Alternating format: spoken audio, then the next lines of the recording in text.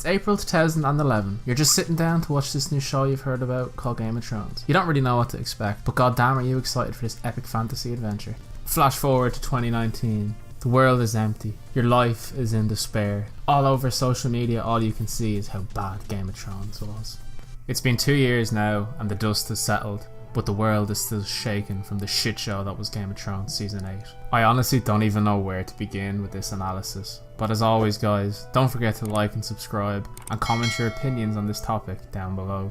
2 years ago, I made 2 videos on the topic of Game of Thrones. One was why the Battle of Winterfell failed story-wise, and the other was how Daenerys Targaryen's character was ruined in Season 8. And at that time, the world was still unsure about how they felt towards Season 8 of Game of Thrones. But now, 2 years on, and we can safely say that Game of Thrones Season 8 was one of the biggest letdowns in television history. By saying I know we're following the Game of Thrones panel, which is a fucking nightmare, just objectively.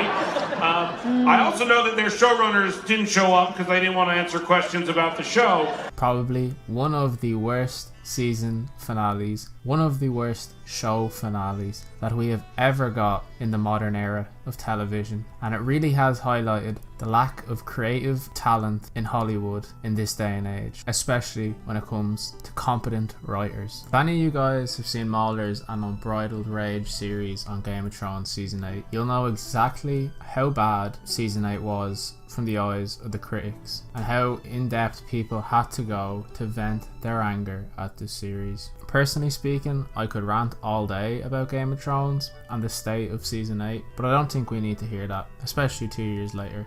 We're already depressed and disappointed enough as is at how bad the show ended. Honestly, at the time, I hoped Dave and Dan would have been called out on their bullshit and never would have been given another job in Hollywood. But as we've clearly seen in the last 2 years, Hollywood really doesn't care about good writing and hiring good writers. So alas, Dave and Dan have been able to work on a few minor projects here and there, none of which have really gained any traction, especially when compared to Game of Thrones. The only silver lining for me is that Dave and Dan never got to touch Star Wars, and that has honestly been the biggest blessing in disguise for me. I honestly find it quite funny that Game of Thrones isn't talked about at all anymore. It seems to have just completely disappeared from all our minds, and I think the whole world just kind of forgot that Game of Thrones Season 8 ever existed. While Dany kind of forgot about the Iron Fleet and Euron's forces, they certainly haven't forgotten about her.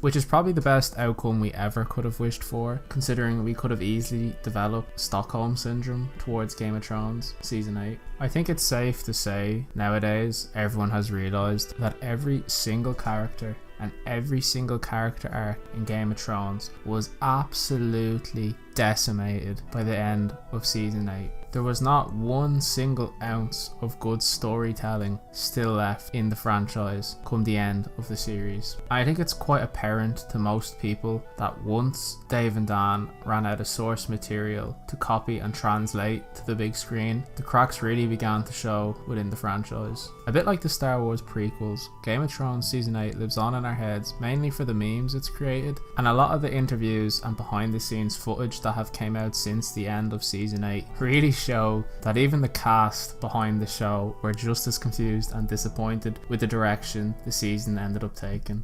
Have you shot your final scenes yet, and are you happy with how things ended? Yes. She didn't say yes. You didn't say yes. Best season ever! It's the best.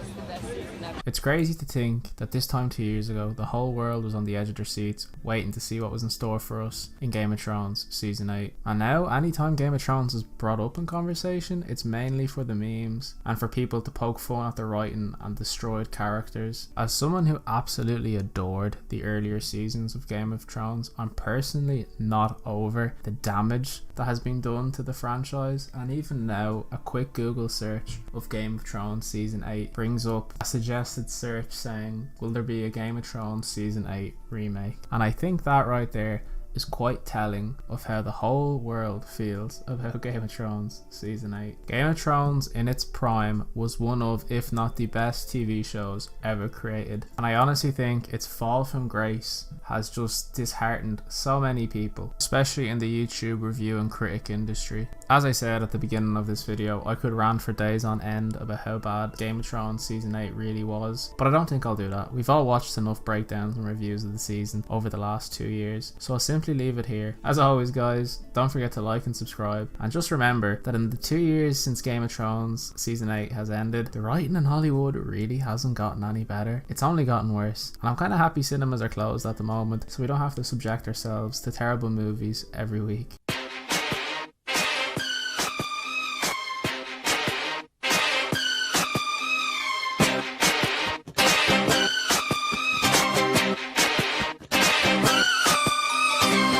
Baby, can't you see